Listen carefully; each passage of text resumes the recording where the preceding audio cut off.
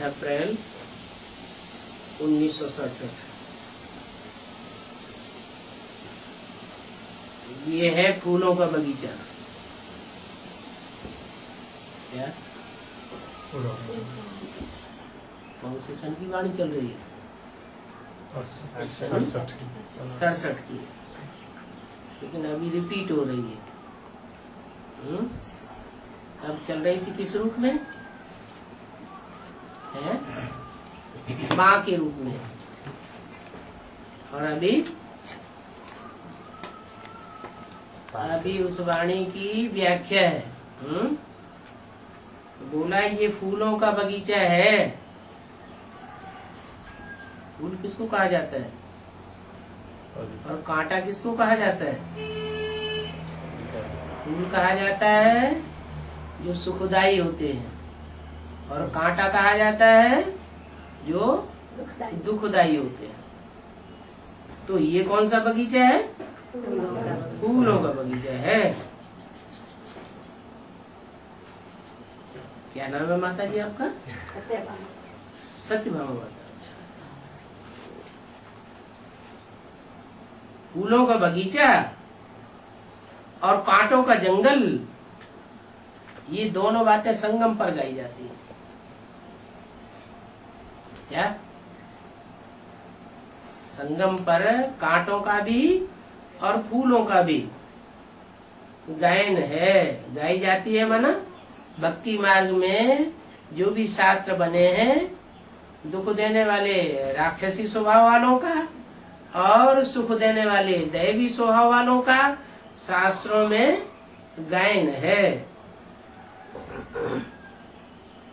दुख देने वालों का तो ग्लानि होनी चाहिए, गायन क्यों है?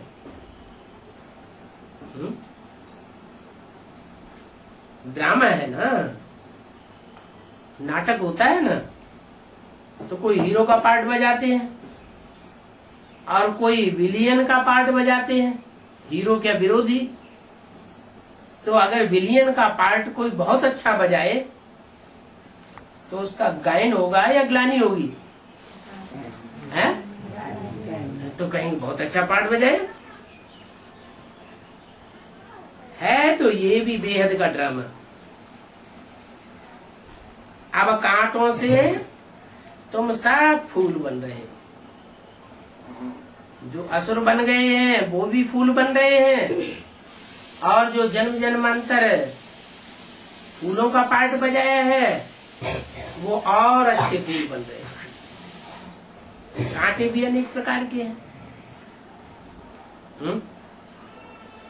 सबसे बड़ा कांटा कौन सा गाया जाता है? बबूल का। ऐसे बबूल के कांटों को भी आकर के बड़े से बड़ा फूल बनाता हूँ। बम्बई में एक मंदिर है, क्या नाम है उसका? बाबुलनाथ। जो बबूल की तरह बड़े बड़े कांटे हैं उनको भी नाथ लेता है और उनको फूल बनाया है। पुरानी दुनिया में है ही कांटों का जंगल, उसमें भी बड़े बड़े कांटे कौन से हैं पुरानी दुनिया में? जो अपने को ईश्वर कह करके अपनी ही पूजा करवाते हैं वो हैं बड़े से बड़े कांटे, है ना। बाहर की दुनिया की बात लें या ब्राह्मणों की संगम युग की दुनिया की बात लें? हैं? ब्राह्मणों की दुनिया की बात लें। अच्छा, बाहर की दुनिया में तो जो होता आया वो 63 जन्म देखते ही आए। शिव हम कह के बैठने वाले बहुत तेरे देहधारी धर्म गुरु हुए, और यहाँ ब्राह्मणों की दुनिया में भी बाप आते हैं तो कोई है जो कोई प्रूफ प्रमाण नहीं मिलता है, फिर भी अपने मुंह से अपने को भगवान साबित करते हैं। बोलते हैं कि हमारा ये पार्ट है, है कोई? ऐसे तो भगवान जब इस सृष्टि पर आवेगा तो शास्त्रों में भी गाया हुआ है, मैं तो गुप्त वेश में आता हूँ। तो गुप्त वेश में आता हूँ तो क्या मुख से कहता है कि मैं भगवान हूँ? कहेगा? और कहेगा तो गुप्त रहेगा? नहीं, नहीं रहेगा ना। तो वास्तव में भगवान जब भगवान बन करके आता है तो ऐसे साधारण मनुष्य तन के द्वारा आता है कि कोई भी विश्वास कर ही न सके, और अपने मुख से कहता भी नहीं है कि मैं भगवान हूं। क्या ये बात भी कोई पकड़ में नहीं आ सकती क्या कि वो अपने मुख से कहता हो कि मैं भगवान हूं? वास्तव में जो भगवान है वो अपन को छोटा बना करके आएगा या बड़ा बना करके आएगा? छोटा बना करके आता है। ये बात दूसरी है कि बताते हैं कि जो अपन को भगवान कहते हैं वो है बड़े से बड़े हिरण्याकश्यप। क्या नाम रखा शास्त्रों में? शास्त्रों में जो भी नाम रखे हैं वो काम के आधार पर रखे हैं। नाम रखा हिरण्याकश्यप, तो क्या काम किया है? हिरण्य माने सोना, काश्य माना तेज, पा माना पीने वाला। सोने जैसी जो सच्ची सच्ची आत्माएं हैं उनके भी तेज को पी लेने वाला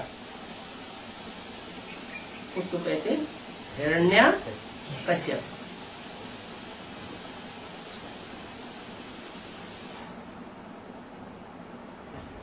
तो ब्राह्मणों की दुनिया में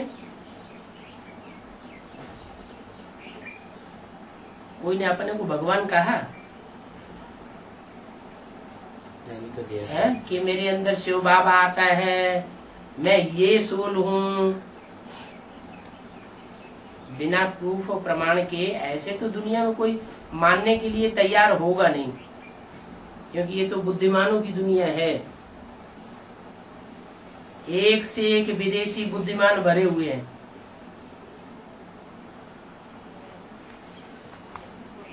बुद्धि से क्लियर होगा तो मानेंगे, नहीं होगा तो नहीं मानेंगे। बल कोई कहता रहे कि मैं ये हूँ, मैं ये हूँ, मानने वाला कोई है नहीं।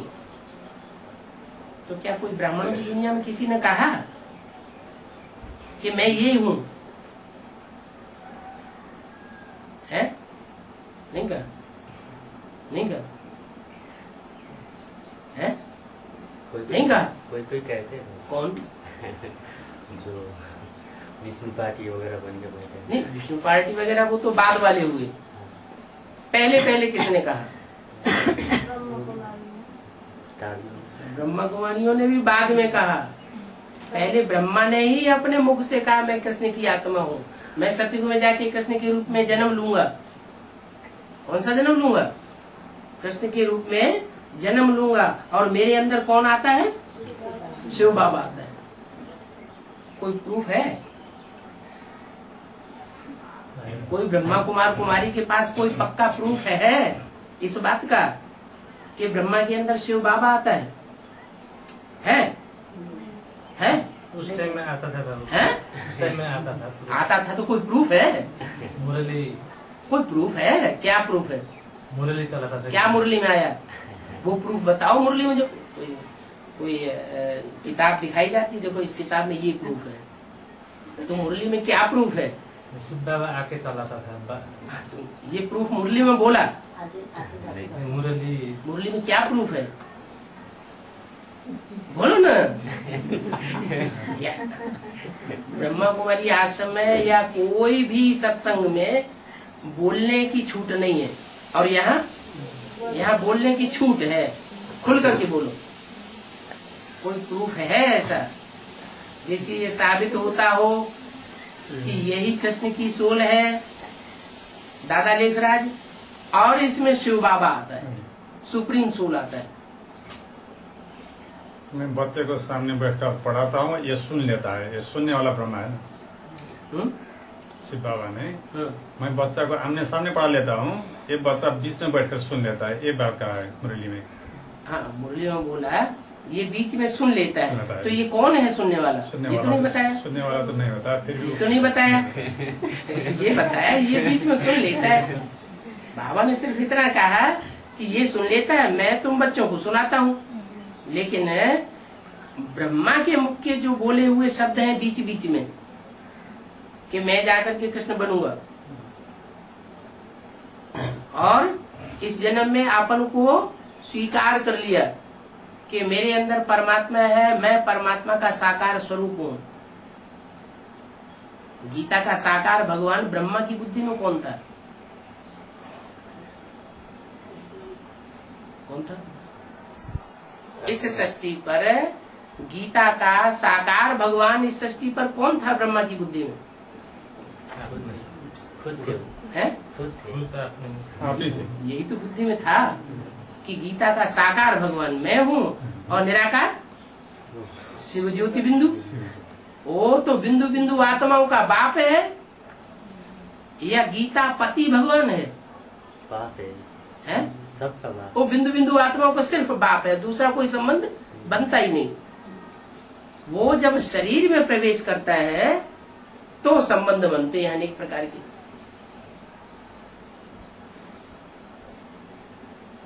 उनमें पहला संबंध बनता है बाप का। यज्ञ के आदि में जिस व्यक्ति ने आकर के ब्रह्मा के साक्षात्कारों का क्लैरिफिकेशन दिया, जो क्लैरिफिकेशन कोई भी गुरु, कोई भी वाराणसी का विद्वान पंडित आचार्य नहीं दे सका, वो क्लैरिफिकेशन जिस व्यक्ति के द्वारा दिया गया उससे ये साबित हुआ कि ब्रह्मा के अंदर ज्ञान का बीजारोपण बाप ने किया है। संस्कृत की गीता है ना, उसमें लिखा हुआ अहम बीज प्रदप पिता, मैं बीज बोने वाला पिता हूँ। तो कोई तन के द्वारा ही बोएगा ना,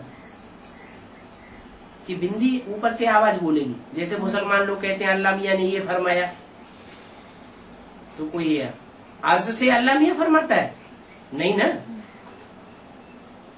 तो जिसमें आकर के ब्रह्मा के साक्षात्कारों का क्लैरिफिकेशन दिया और मुरलियों में ये बात साबित भी होती है। ऐसे ऐसे बच्चे थे जो मम्मा बाबा को डायरेक्शन देते थे, ड्रिल कराते थे, टीचर बनकर के बैठते थे, हम उनके डायरेक्शन पर चलते थे। कौन चलते थे? हम माने कौन? मम्मा, ओम राधे और दादा लेकराज ब्रह्मा, उनके डायरेक्शन पर चलते थे। तो यज्ञ के आदि में सुप्रीमेसी का पार्ट बजाने वाले साकार में कोई दूसरे थे। इससे ये साबित हुआ जो दूसरे थे वो ही वास्तव में माता पिता थे। वो माता पिता कारण या कारण यज्ञ से चले गए। उनके जाने के बाद फिर कराची में स्वर्ग का सैंपल स्थापन हुआ। क्या प्रूफ है? वो स्वर्ग का सैंपल था। हिंदुस्तान पाकिस्तान का जब बंटवारा हुआ तो उस बंटवारे के समय खून की नदियां बह रही थी हिंदुस्तान पाकिस्तान में, और कराची के अंदर उस बंगले में 300-400 आत्माएं बड़े आराम से पल रही थी। उनके ऊपर उसका कोई सेक नहीं आया। तो इससे क्या साबित हुआ कि नरक के बीच में स्वर्ग का सैंपल बना के दिया। तो वो सैंपल था या ओरिजिनल था? वो स्वर्ग जो बनाया गया वो डुप्लीकेट था या ओरिजिनल स्वर्ग था? डुप्लीकेट स्वर्ग स्थापन हुआ। क्यों हुआ? क्योंकि जो स्वर्ग स्थापन करने वाली ओरिजिनल आत्मा है और उनका जो मुखिया है वो तो यज्ञ से चला गया, सूर्यवंशी। सूर्य, ज्ञान सूर्य। उस टाइम नहीं थे वो सूर्यवंशी बच्चा? वो चले गए। कराची में जब स्थापना हुई उस संगठन की और खून रेजी हुई थी, उस समय वो आत्मा चली गई। कौन? प्यू, प्रजापिता, वो चला गया। और बाकी बाद में स्थापना हुई ब्रह्मा, और ब्रह्मा की गोद में पलने वाले जो भी इस्लामी, बौद्ध, क्रिश्चियन आदि दूसरे दूसरे धर्म की आत्माएं थी, जिन्होंने माँ के प्यार को पसंद किया लेकिन बाप के सख्त पार्ट को पसंद नहीं किया, वो आत्माएं ब्रह्मा की गोद में पलती रही। आज की दुनिया में भी माँ होती है, बच्चा कैसा भी खराब से खराब हो, चोर हो, डकैत हो, लुच्चा हो, लफंगा हो, गंदा हो, दुख देने वाला हो माँ को, फिर भी माँ उसको अपनी गोद में रखना चाहती है, दूर नहीं रखना चाहती। ये माँ का स्वभाव होता है। तो जिन बच्चों के बीच में आने से माँ और बाप के रूप में बीच में फ्रिक्शन पड़ा, बाप तो गया और वो बच्चे माँ की गोदी में पलते रहे। उन बच्चों के सहयोग से ब्रह्मा ने गेट खोला डुप्लीकेट स्वर्ग का। सहयोगी बच्चे कौन से थे? मुख्य बच्चे कौन कौन से थे? इस्लामी, बौद्धी और क्रिश्चियन। उनके सहयोग से खोला।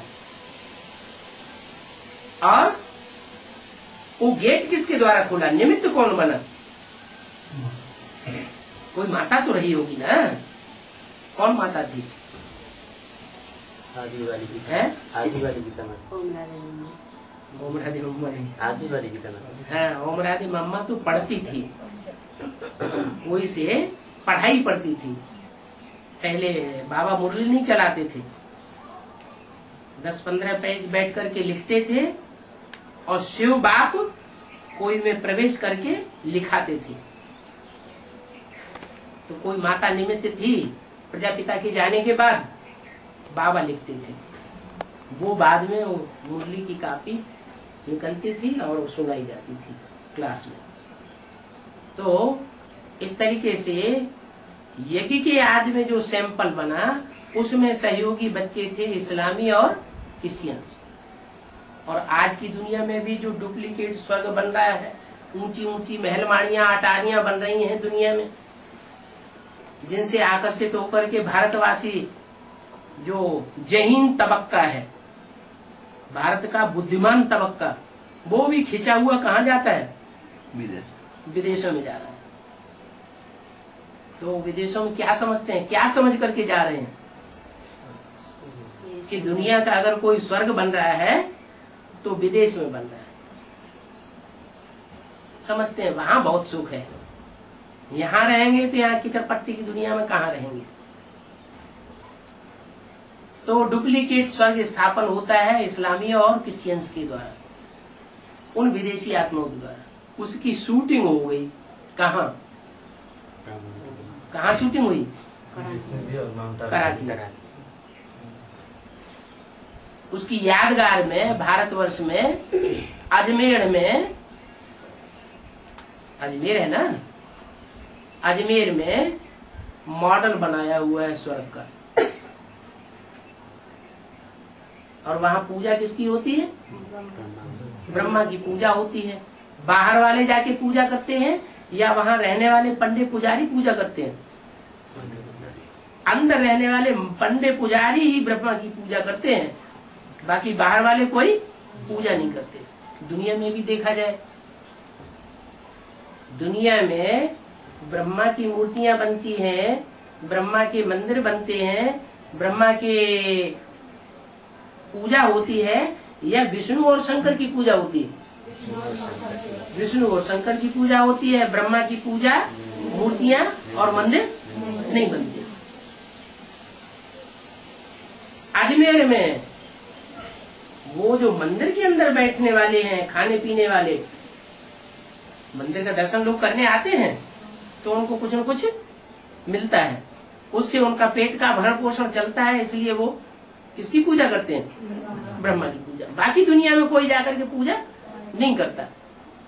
उसकी शूटिंग यहाँ क्या होती है? ब्राह्मण की दुनिया में क्या शूटिंग हो रही है? कोई हो रही है कि नहीं है? क्या हो रही है? विज्ञान में बताया जाता है, देता है? भंडारी में लगाता है ये शूटिंग हो रही है माउंट आबू में। जो इस्लाम धर्म में कन्वर्ट होने वाली आत्माएं हैं वो अभी भी ब्रह्मा को ही भगवान मानती है, ब्रह्मा की ही पूजा करती है, ब्रह्मा का ही ट्रांसलाइट का चित्र बना करके रखती है और लोगों को कहती है चलो हम तुम्हें स्वर्ग दिखावे दुनिया का, शांति धाम और सुख धाम देखो चल के। अरे ईंटों का शांति धाम और सुख धाम कोई स्वर्ग थोड़े ही स्थापन करता है। ऐसे तो ऋषिकेश में वो साधु सन्यासी है, उन्होंने भी एक महल बनाया हुआ है और उसका नाम रख दिया है स्वर्गाश्रम। तो नाम रख देने स्वर्गाश्रम हो जाता है क्या? नहीं हो जाता। वास्तव में स्वर्ग स्थापना करने का कार्य जो है, जब स्वर्ग होता है सृष्टि में शुरुआत में, तो कौन से धर्म वंश की आत्मा होती है उसमें? है सूर्यवंशी आत्मा होती है। चंद्रवंशी भी बाद में आते हैं। जो फेलियर होते हैं वो चंद्रवंशी होते हैं, कम कलाओं वाले होते हैं वो चंद्रवंशी होते हैं। तो सतयुग के दूसरे जन्म में भी जो आवेगा नारायण और उनकी प्रजा, वो कम कलाओं वाले होंगे, कम जन्म लेने वाले होंगे या संपूर्ण होंगे? है वो तो कम जन्म लेने वाले, वो सब फेलियर है। पास होने वाले जो हैं वो हैं जो उसी जन्म में पास हो जाते हैं और इतनी पावर परमात्मा से भरते हैं कि परमात्मा के कार्य में सहयोगी बनते हैं और स्वर्ग की स्थापना कर देते हैं। स्वर्गीय संगठन संसार में बना के तैयार करते हैं और उस स्वर्गीय संगठन की इतनी सुरक्षा होती है योग बल से कि सारी दुनिया का विनाश होता है, माउंट आबू का भी विनाश हो जाता है। माउंट आबू में जो शांति धाम बनता है, निसंकल्प स्टेज बनती है संगठित रूप में, वो आत्माएं भी परम धाम वापस चली जाती है बुद्धि योग से। या तो स्वर्ग की नई दुनिया में आ जाती है, वो भी खलास हो जाता है, सुखधाम रहता है, तो उसका विनाश हो जाता है। 2500 साल तक स्वर्ग रहता है। अल्पकाल के लिए है या उसे बहुत काल के लिए कहेंगे? है बहुत काल के लिए है। 2500 साल स्वर्ग रहता है। जैसे नरक की दुनिया 2500 साल रहती है, वैसे स्वर्ग भी 2500 साल रहता है। और जो कराची में स्थापना हुई वो अल्पकाल के लिए। तो अल्पकाल की जो प्राप्ति है वो देहधारी धर्म गुरुओं के सहयोग से ब्रह्मा की आत्मा कराती है। ब्रह्मा की आत्मा के द्वारा वो देखने में आता है कि स्वर्ग है, लेकिन स्वर्ग होता नहीं है। बाकी हाँ, ब्रह्मा को जो पूजने वाले हैं वो वही लोग हैं। जैसे अजमेर में, अजमेर माना आज माना बकरी, मेढ़ माने मेढ़ा, माने भेड़ बकरियों का जो देश है, उस देश में ब्रह्मा की पूजा होती है मंदिर बनाकर। अभी शूटिंग हो रही है, वो भेड़ बकरियों का देश हो गया। भेड़ बकरियां किसे कहते हैं याद है? भेड़ बकरी किसे कहते हैं? ज्यादा भीड़ हो, हाँ, भीड़ बहुत होती है और उसमें एक अगर आगे जाएगी तो पीछे पीछे सब उसके पीछे पीछे चली जाएंगी। ये दिमाग नहीं लगाएंगी कि ये गड्ढा है कि तालाब है कि कहाँ जा रहे हैं, सारी ही नीचे गिरेंगी जाके। अभी एडवांस नॉलेज जब निकलती है तो ये बात साबित हो जाती है क्या, कि वो सच्चाई को नहीं सुनने वाले, सच्चाई को नहीं मानने वाले। जो बड़ी बकरी, पुरानी बकरी जहां जिस स्थान पे जाएगी है, जो अपने चित्र छपाए देते हैं हम ही त्रिमूर्ति हैं क्या, ब्रह्मा विष्णु शंकर कोई और नहीं होता, हम है त्रिमूर्ति। मेगा बड़े बड़े मेगा प्रोग्राम करते हैं ना, तो उसमें क्या दिखाते हैं? एक तरफ एक दादी का चित्र, दूसरी तरफ दूसरी दादी का चित्र, तीसरी तरफ गुलजार दादी का चित्र, तीनों दादियां दिखा देते हैं और ऊपर से होगा। तो त्रिमूर्ति कौन सी साबित हो गई है? दादियों की त्रिमूर्ति, ये स्वर्ग स्थापन करेंगे। तो त्रिमूर्ति शिव जिसे कहा जाता है वो त्रिमूर्ति शिव संसार में बुद्धिमान लोग उसे स्वीकार कर लेंगे। भले चित्त छपा दो, एडवर्टाइजमेंट कर लो, लेकिन दुनिया उस बात को मानने वाली नहीं है। भारत में तो फिर भी तभी ही मानेंगे जब ब्रह्मा के रूप में कार्य करके दिखाई और विष्णु के रूप में समन्वय करके दिखाई, माना बैलेंस करके दिखाई। जैसे त्रिमूर्ति में ब्रह्मा तो बड़े लूज होकर के बैठे हैं, बड़े आराम से, भले मुरली में बोल दिया कि शादी बर्बादी, भले मुरली में बोल दिया मकान नहीं बनाना है, प्रॉपर्टी बना के अभी क्या करेंगे, सब विनाश हो जाएगी। लेकिन बाबा से कोई बच्चे आके पूछते, बाबा बड़ी परेशानी है, खाना हमसे बनाया नहीं जाता है, हमें इतना काम करना पड़ता है और घर में बूढ़ी माता है। बाबा का दिल पिघल जाता था। अच्छा बच्चे शादी कर लो, पवित्र रह करके। अरे पवित्र रह करके दिखाई दे शादी करने के बाद, तो फिर मुरली में शिव बाबा को कहने की क्या दरकार है? क्या शादी बर्बादी?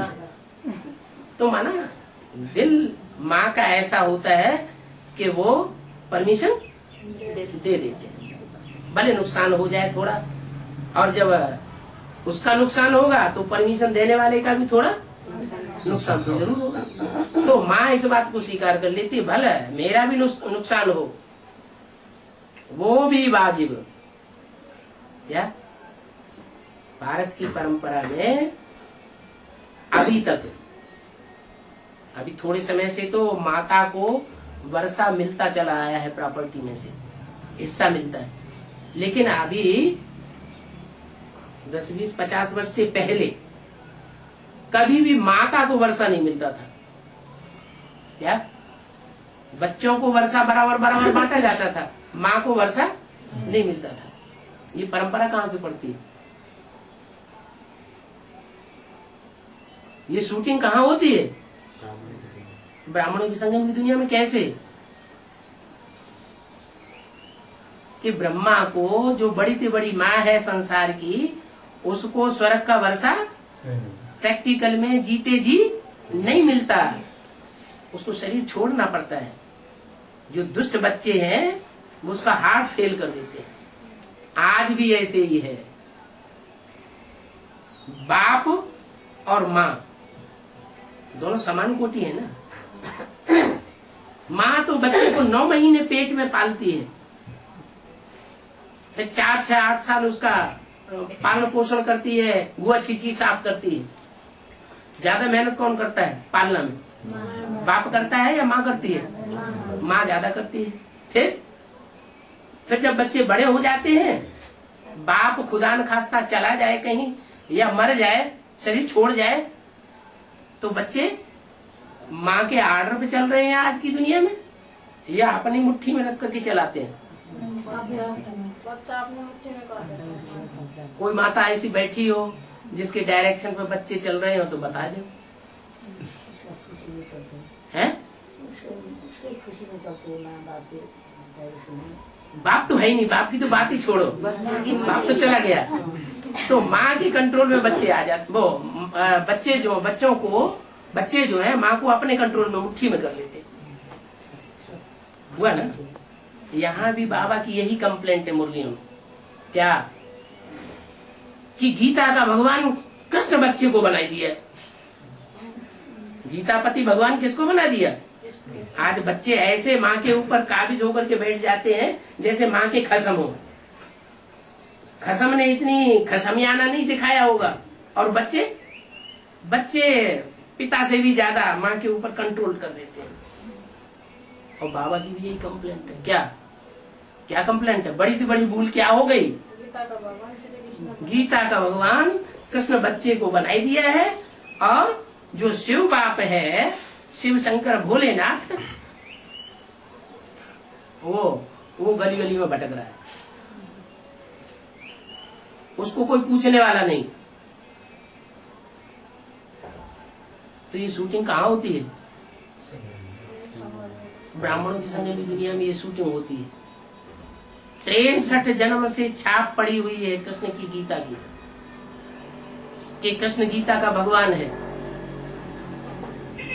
तो कृष्ण की बुद्धि में ज्यादा छाप पड़ेगी कि गीता का भगवान कौन है, या किसी दूसरे की बुद्धि में ज्यादा छाप पड़ेगी कि गीता का भगवान कौन है साकार में है? 63 जन्म से तो संसार में यही मान्यता चलती चली आई, क्या कि गीता का भगवान कृष्ण है। तो जो कृष्ण की आत्मा है 63 जन्म में पल रही होगी संसार में, कहीं भी पार्ट बजा रही होगी, उसकी बुद्धि में क्या बात बैठेगी? 63 जन्म की क्या छाप बैठेगी कि गीता का भगवान कृष्ण ही है। और अभी भी शरीर छूट गया, छूट जाने के बाद भी अभी वही पढ़ाई चल रही है। कृष्ण की आत्मा अभी भी पढ़ रही है, लेकिन कौन सी पढ़ाई बाकी है अभी पढ़ना? सारी पढ़ाइयां हो चुकी, अभी कौन सी पढ़ाई बाकी है? गीतापति भगवान कौन है, वो न कृष्ण की बुद्धि में बैठता है और न जो कृष्ण की माता है ओरिजिनल उसकी बुद्धि में बैठता है। कौन है कृष्ण की माँ? कमला देवी है गीता माता। यज्ञ के आदि में कौन थी? गीता माता। गीता माता ही से तो कृष्ण बच्चा पैदा हुआ था। यज्ञ के आदि में ब्रह्मा बाबा को ये निश्चय बैठ गया कि मैं ही कृष्ण की आत्मा हूँ। ये किसके बताए पर बैठ गया? गीता माता ने बताया तो बुद्धि में पक्का हो गया, क्योंकि उनको साक्षात्कार हुआ था प्रैक्टिकल में। प्रजापिता को तो साक्षात्कार नहीं हुआ था, तो उनकी बुद्धि ने पक्का कर लिया कि मैं कृष्ण की सोल हूँ। ये तो पक्का कर लिया, लेकिन ये भूल गए क्या कि मेरा बाप कौन है। वो चलता बना, उसको नहीं रोका किसी ने, न माँ ने रोका और न कोई बच्चों ने रोका। बाप गया। अब माँ वो भी थोड़े समय के बाद शरीर छोड़ के चली गई। जो कराची में स्थापना हुई तो स्थापना की शूटिंग करके गई। क्यों? कि वो जो गीता माता थी जिसके ऊपर कृष्ण बच्चे की छाप बैठ गई, दादा लेखराज की बुद्धि में छाप बैठ गई कि ये श्रेष्ठ आत्मा है, कृष्ण के ऊपर दीवानी हो गई, तो उसकी बुद्धि में भी ये नहीं आया क्या कि सृष्टि का सरपरस्त कौन है। इसलिए ब्रह्मा बाबा का साथ दिया, प्रजापिता का साथ नहीं दिया। डुप्लीकेट स्वर्ग की स्थापना में सहयोगी बन गई। तो झूठी गीता हुई या सच्ची गीता हुई? झूठी गीता हो गई। झूठी गीता से झूठा स्वर्ग स्थापन होता है, और सच्ची गीता से, सच्ची गीता कौन? सच्ची गीता वो जिसके दिल पर निराकार शिव शंकर भोलेनाथ की छाप पड़ी हुई हो, वो ही गीता का भगवान है। वो सच्ची गीता से स्वर्ग, और सच्ची गीता से स्वर्ग 1 सेकंड में स्थापन होता है। क्या? जिस दम कृष्ण और जगदम्बा की बुद्धि में ये बात बैठ जाएगी, क्योंकि शरीर तो दोनों के एक ही होते हैं अंतिम शूटिंग में। किसके किसके? कृष्ण की आत्मा और जगदम्बा की आत्मा। जगदम्बा अपने शरीर के शरीरधारी होती है। ब्रह्मा की पूजा जो है वो दादा लेखराज के रूप में, वृद्ध व्यक्ति के रूप में पूजा नहीं होती। पुरुष सब दुर्योधन तो शासन है, इसलिए पूजा नहीं होती। वो स्वर्ग के गेट खोलने के निमित्त नहीं बनता। लेकिन वही ब्रह्मा जब माता में प्रवेश करता है तो उसकी पूजा होती है जगदम्बा के रूप। तो जो जगदम्बा के रूप में पूजा होती है, उस जगदम्बा में वास्तव में जगदम्बा का पार्ट बजाने वाला कौन और डब्बा कौन है? जगदम्बा का जो शरीर है उस शरीर को कहेंगे डब्बा, और उसमें आत्मा कौन पार्ट बजाती है? जगदम्बा के रूप में। मुरली में तो बता दिया, ये ब्रह्मा तुम्हारी वास्तव में जगदम्बा है, परंतु तन पुरुष का है, इसलिए ओम राधे मम्मा को, सरस्वती को कन्याओं माताओं की संभाल के लिए निमित्त बनाया। ये वाक्य आया नहीं मुरली में। इससे साबित ये होता है कि वास्तव में ब्रह्मा ही सृष्टि की माता का पार्ट बजाता है, जिसके लिए गायन है त्वमेव माता च पिता त्वमेव। त्वमेव, ये तुम शब्द किसके लिए कहा गया? तू, तू माने एक। वो कौन? वो सुप्रीम सोल दादा लेखराज ब्रह्मा के द्वारा माँ का पार्ट बजाता, ओरिजिनल माँ। बल यज्ञ की आदि वाली आत्मा माता, गीता माता दोबारा जन्म लेकर के एडवांस पार्टी में आकर के जगदम्बा बनती है, पार्ट बजाती है, बच्चों की पालना करती है। लेकिन सहन शक्ति का पार्ट किसने बजाया है? जगदम्बा ने नहीं। निमित्त कौन बना? साकार में निमित्त कौन बना? ब्रह्मा निमित्त बना ना। दादा लेखराज क्या चोला निमित्त बना ना। जगदम्बा ने तो सहन शक्ति का पार्ट नहीं बजाया। तो माँ का मुख्य पार्ट क्या होता है? मुख्य गुण कौन सा होता है? सहन शक्ति। तो सहन शक्ति के आधार पर माँ का पार्ट जो है वो सुप्रीम सोल ने दादा लेखराज ब्रह्मा के द्वारा बजाया। पिता का पार्ट, टीचर का पार्ट, गुरु का पार्ट नहीं बजाया, क्योंकि पिता का काम होता है आदि में बीज बोना और अंत में वर्षा देना। ये दोनों कार्य ब्रह्मा के द्वारा तो नहीं हुए। टीचर का काम होता है जो भी टेक्स्ट बुक है उस टेक्स्ट बुक का क्लैरिफिकेशन देना। हमारी टेक्स्ट बुक कौन सी है? मुरली है हमारी, पद्य कविता, और अव्यक्तवाणी है हमारी गद्य प्रोज।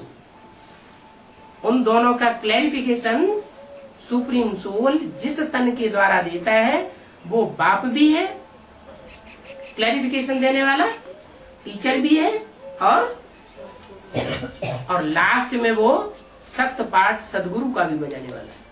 सदगुरु का काम क्या होता है? सख्त पाठ बजा करके बच्चों की सदगति करना। सदगुरु है तो सदगति करके जाएगा।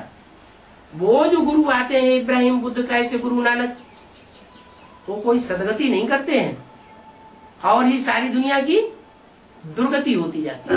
2000 साल दुर्गति की हिस्ट्री मौजूद है। सृष्टि की दुर्गति हुई है या सदगति हुई है? मनुष्यों की दुर्गति हुई है, मेंटलिटी नीचे गिरती जाती है। तो वो सदगुरु के रूप में लाश पाठ बजा करके बांधा हुआ है कि बच्चों की सदगति करके ले जाऊंगा। कोई भी हालत में, बच्चे चाहे या न चाहे। कोई बच्चे कहेंगे हमें नहीं स्वर्ग चाहिए, तो बाप कहते नहीं, जाना ही पड़ेगा। बिना गति सदगति के कोई बच्चे को वापस 500 करोड़ में से कोई भी एक भी आत्मा नहीं बचती जिसको कम से कम एक जन्म की सदगति न मिले। तो सुप्रीम सोल ब्रह्मा के द्वारा माँ का पार्ट बजाता है। माँ के रूप में उसने जो ज्ञान दूध दिया उसको मुरली कहा जाता है, लेकिन उस मुरली को गीता ज्ञानामृत नहीं नाम दिया जा सकता। क्यों? क्योंकि अमृत जो है गायन है शास्त्रों में। अमृत कलश कब निकला? जब मंथन हुआ। जब तक मुरली का, महावाक्यों का मंथन नहीं होता, मनन चिंतन मंथन नहीं होता, तब तक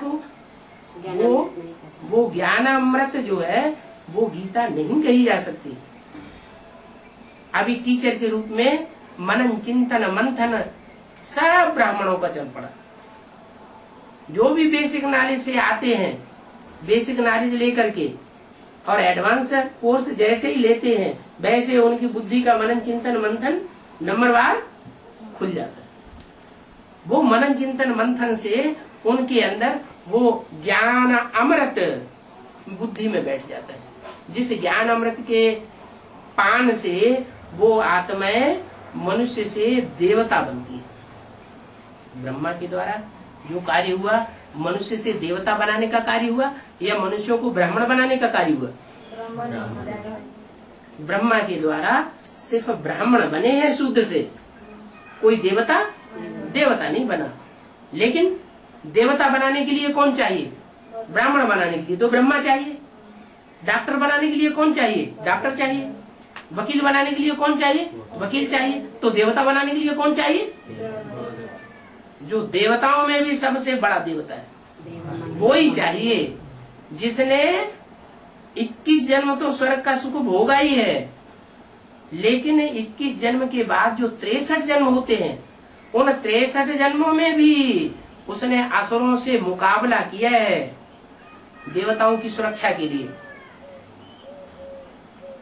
क्या? तो देवत्व का काम किया, अच्छा काम किया या बुरा काम किया? अच्छा काम किया। आखिरी जन्म तक भी संघर्ष करता है, वहां भी 63 जन्म संघर्ष करता है। तो यहाँ शूटिंग पीरियड में भी राम की आत्मा ब्राह्मणों की दुनिया में रह करके संघर्ष करेगी या कृष्ण की तरह चैन की बंसी बजा करके अपना पुरुषार्थ पूरा करेगी? संघर्ष करती है। संघर्ष करते करते करते करते लास्ट में जाकर के राम राज्य स्थापन हो जाता है। तो रामायण बना दी भक्तों ने। रामायण पढ़ते हैं और रोते जाते हैं, हाय हमारे राम भगवान को बड़ा दुख हुआ। कितना दुखी होते हैं, आंसू बहाते हैं रामलीला देख देख करके। लेकिन क्या वो पार्ट बजाते समय राम की आत्मा को दुख हुआ होगा? क्यों? उसको दुख क्यों नहीं होना चाहिए? जो सशक्त आत्मा होती है वो ज्यादा से ज्यादा दुख भी सहन कर सकती है, और सशक्त आत्मा ज्यादा से ज्यादा सुख भी भोगती है। जब शक्ति होगी शरीर में तो सुख भोगा जा सकता है, और शरीर में शक्ति ही नहीं है, इंद्रियों में पावर ही नहीं है, तो सुख नहीं भोगा जा सकता है। शक्ति से ही सुख भोगा जाता है। जो जितना पावरफुल वो उतना ज्यादा सुख भोग सकता है, जो जितना पावरफुल वो उतना ज्यादा दुख भी सहन कर सकता है। तो इसलिए वो सुप्रीम सोल जब आता है, ब्रह्मा के तन में आता है, तो ब्रह्मा की आत्मा तो आराम से स्वीकार कर लेती है क्या, कि मैं कृष्ण की सोल हूं, मैं कृष्ण देवता सृष्टि का पहला पत्ता बनने वाला हूं, मेरा यहाँ ब्रह्मा का पार्ट है, आराम से स्वीकार करती है। लेकिन राम की आत्मा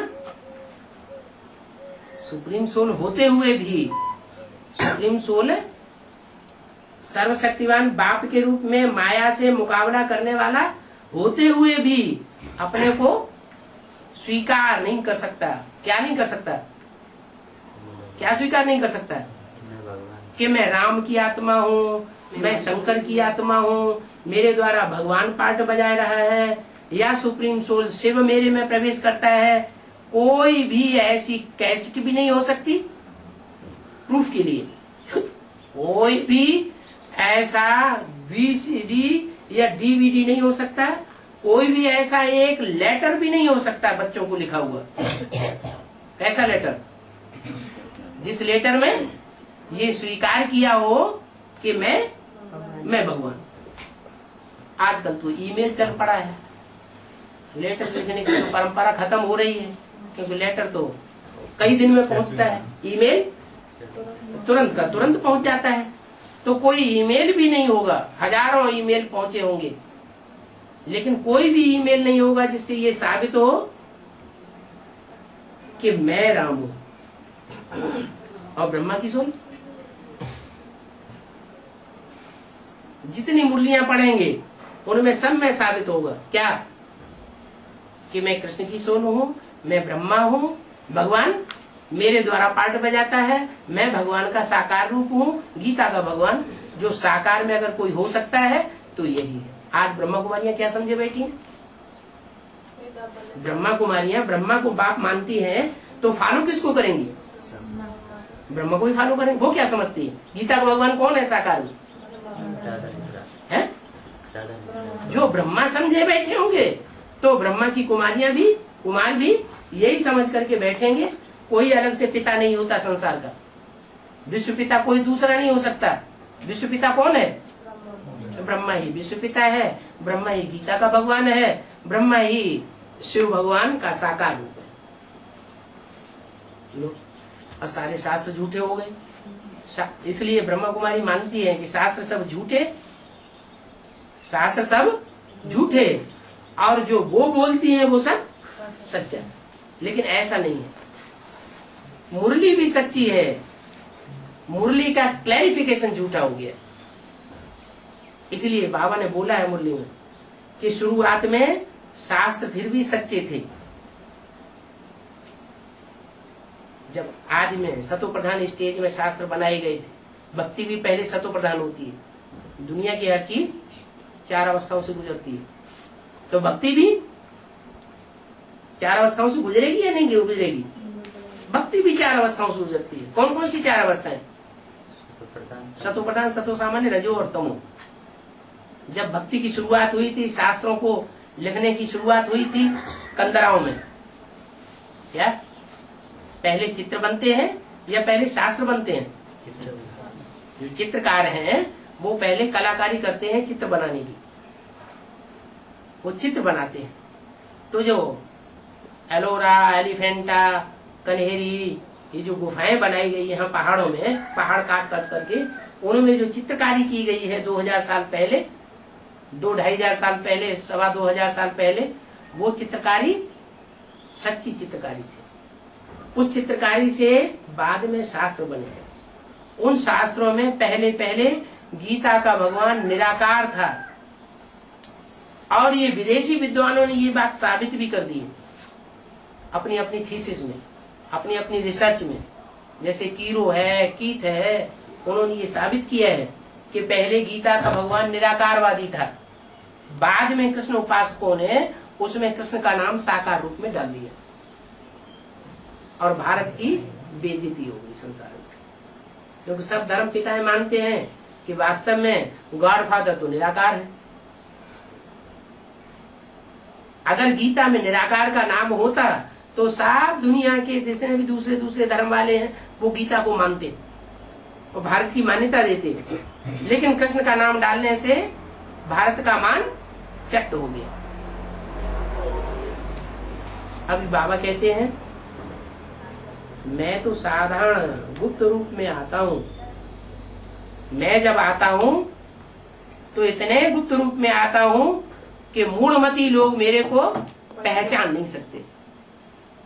क्या पहचानेंगे? इन आंखों से देख करके पहचानेंगे या तीसरे नेत्र से पहचानेंगे? है तीसरे नेत्र से। तो ज्ञान के नेत्र से तो पहचाना जा सकता है, लेकिन इन आंखों से देख करके कोई भगवान के पार्ट को पहचान नहीं सकता। भगवान जो है वो इन आंखों से देखने की चीज नहीं है। भगवान तो सुप्रीम सोल को कहा जाता है। सुप्रीम सोल इन आंखों से दिखाई पड़ेगा क्या? नहीं दिखाई पड़ेगा। वो सुप्रीम सोल वो स्वयं आकर के कहता है कि बच्चे मैं जिस गुप्त रूप में आता हूँ उसको बुद्धि के तीसरे नेत्र से ही समझा जा सकता है, और वो तीसरा नेत्र लेने का तरीका है 7 दिन का कोर्स। जब तक 7 दिन की भट्ठी नहीं की है तब तक बुद्धि में पक्का बैठ नहीं सकता क्या कि भगवान इस सृष्टि पर आया हुआ है। दुनिया में भी बच्चा पैदा होता है तो पहले शरीर छोड़ता है, शरीर छोड़ने के बाद ही तो बच्चा बन के पैदा होता है कि नहीं? और बच्चा पैदा तब होता है जब वहां शरीर छोड़ने से पहले 4 महीने से पहले ही गर्भ तैयार हो जाता है। व्यक्ति ने शरीर नहीं छोड़ा, शरीर छोड़ने से 4 महीने पहले से ही उसका गर्भ तैयार हो रहा है उसके संस्कारों के अनुसार। वो गर्भ 4-5 महीने का जब हो जाता है निर्जीव गर्भपिंड, तब उसमें वो आत्मा वहां से शरीर छोड़ करके आती है और प्रवेश करती है, तब उसमें हलनचलन शुरू होती है। फिर 9 महीने के बाद बच्चा पैदा होता है। ऐसे ही यहाँ भी है। यहाँ तो आत्मा की बात है, यहाँ कोई शरीर की तो बात लंबी चौड़ी है नहीं कि 9 महीने बिताने पड़े। हाँ, ये है कि एक दिन आना, एक दिन जाना और 7 दिन की भट्ठी। उस 9 दिन के बीच में जबकि आना जाना होता है ना, तो भी ज्ञान की ही बातें होती हैं, कोई दूसरी बातें होती हैं, ज्ञान की बातें होती हैं। तो ज्ञान गर्भ में आत्मा 9 महीने जो है वो पक करके तैयार होकर के बाहर आती है और बाप के घर में जाके उसको जन्म लेना पड़े। क्या, कहाँ जन्म लेना पड़े? बाप के घर में जब तक जन्म नहीं लेगी जाके, तब तक बाप का बच्चा नहीं कही जा सकती। उसको संशय, निश्चय, निश्चय, अनिश्चय आता ही रहेगा, पक्का निश्चय नहीं बैठेगा। बच्चा बाप के घर में जन्म ले लेता है, बाप का पक्का बच्चा बन जाता है। फिर माँ भी सहयोगी बनती है परिचय देने के लिए।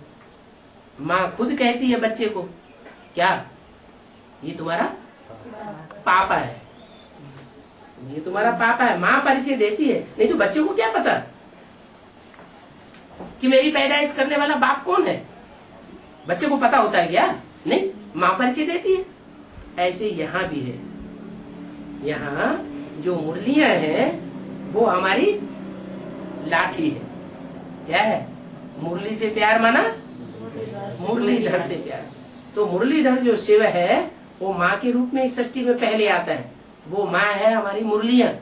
उन मुरलियों को पढ़ने से हम जान सकते हैं, कोर्स लेने के बाद, 7 दिन की भट्टी करने के बाद, कि वास्तव में भगवान का रूप क्या है। बाकी दुनिया ऐसे जानना चाहे, यहाँ देखें कौन है भगवान, है ये है भगवान, कुछ भी बुद्धि में नहीं बैठेगा। भगवान को कोई पहचान नहीं सकता। भगवान को इस सृष्टि पर आकर के ढिढोरा नहीं पीटेगा कि मैं भगवान हूँ। और ढिढोरा पीटने वाले बहुत से निकलते भी हैं। अभी एडवांस पार्टी जब से शुरू हुई है तब से कितने भगवान निकल चुके, मालूम कितने भगवान निकल चुके। विष्णु भगवान बन करके तो ढेरों निकल चुके। इटावा में एक विष्णु भगवान बन करके बैठा हुआ है। वो अपने को राम सीता बोलते हैं। कहते हैं हम 9 दिन गुफा में बैठ करके तपस्या करके आए।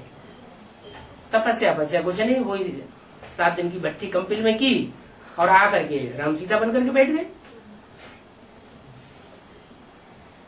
दशरथ पटेल के बारे में तो सबको पता है। वो भी कहते हैं मैं विष्णु भगवान हूँ। चलो वो तो अहमदाबाद की बात हो गई, पुरानी बात हो गई। अब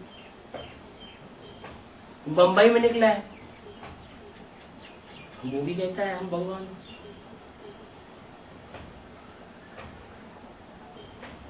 बंगलौर में निकला है, वो भी कहता है हम भगवान हैं। और सबके पार्ट डिक्लेयर कर देता है पहले से, तुम्हारा पार्ट ये है, तुम्हारा पार्ट ये है। उस गिरफ्त में हैदराबाद की एक ब्रह्मा कुमारी, प्रजापिता ब्रह्मा कुमारी भी आ गई।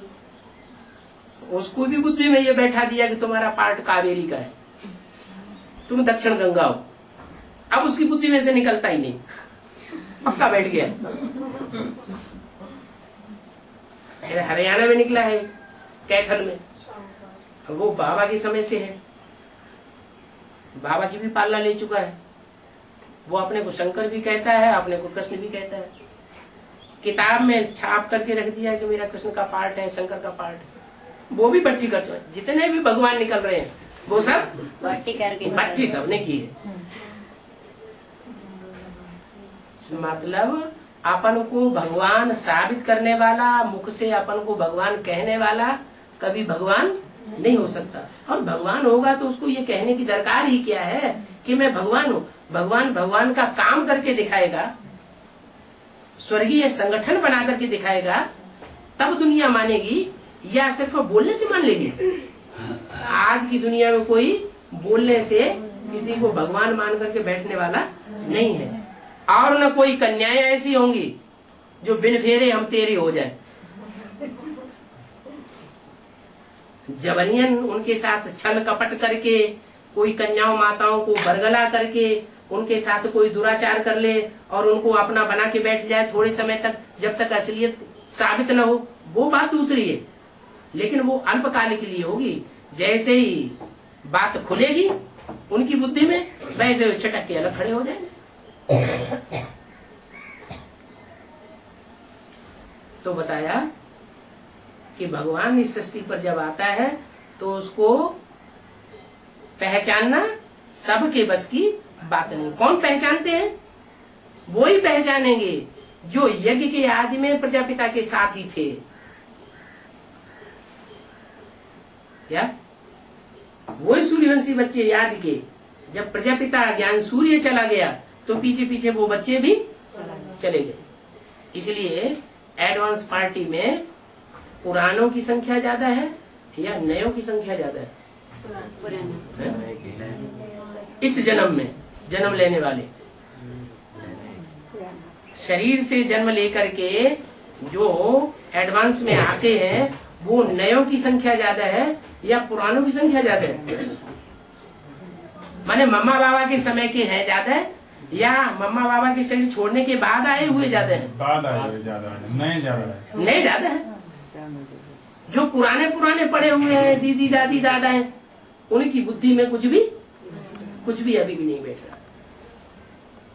क्योंकि उनमें जो मुखिया है वो उसकी बुद्धि में ये बैठा हुआ है स्वर्ग स्थापन मैं करूंगी।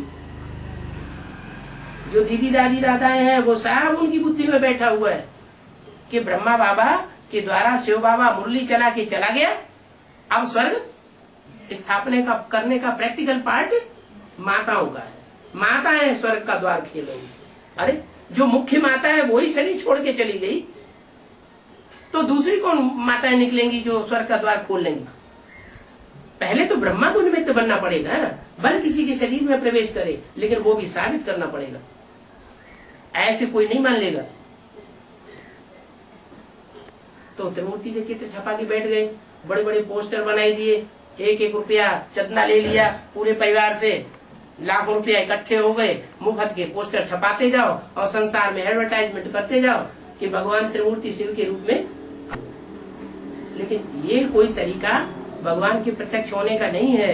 भगवान को प्रत्यक्ष वो बच्चे करेंगे जो आदि से लेकर के और अंत तक अभी तक यज्ञ में हड्डी हड्डी सेवा कर रहे हैं। कौन सी सेवा? अपनी मनमत की सेवा नहीं, मनुष्यों की मत के आधार पर चलने की सेवा नहीं। जो मुरली में बोला है वो मुरली के अनुसार सेवा करने वाले बच्चे, वो पहले निकलते हैं अष्टदेव के रूप में और वो बच्चे बाप को प्रत्यक्ष करते हैं। पहले 108 प्रत्यक्ष करेंगे या पहले 8 प्रत्यक्ष करेंगे बाप को? अव्यक्त वाणी में तो बोला है अपनी चलन से, अपने चेहरे से, अपने वाइब्रेशन से, अपनी वाचा से तुम बच्चे बाप को प्रत्यक्ष करेंगे। यही तो बोला, ये कुछ दूसरा बोला। तो ऐसे बच्चे हैं वो अभी गुप्त हैं। जैसे बाप का पार्ट गुप्त है ऐसे वो बच्चे भी गुप्त पार्ट धारी है। बाबा ने नियम दिया हुआ है, छुपा रुस्तम बाद में बोले। जिस समय बाप की प्रत्यक्षता होनी होगी उस समय वो बच्चे भी प्रत्यक्ष होंगे और बाप भी प्रत्यक्ष होंगे। स्लोगन दिया हुआ है, सन सोज फादर और फादर सोज सन्स। दोनों के मुकाबले, दोनों में अगर मुकाबला किया जाए बच्चों में और बाप में प्रत्यक्षता करने के लिए, तो ज्यादा पावरफुल कौन है? बाप ज्यादा पावरफुल है। बच्चों के लिए तो टाइटल नहीं मिला हुआ है। कौन सा? सर्वशक्तिवान। सर्वशक्तिवान का टाइटल या तो बाप का है या तो माया का है टाइटल। इसलिए ये बात साबित हो जाती है क्या कि माया में ऐसी कौन सी सिफ्त है माया बेटी में जो सर्वशक्तिवान का टाइटल ले लेती है ड्रामा प्लान अनुसार? कौन सी सिफ्त? कोई सिफ्त रही होगी। वो कौन सी सिफ्त है?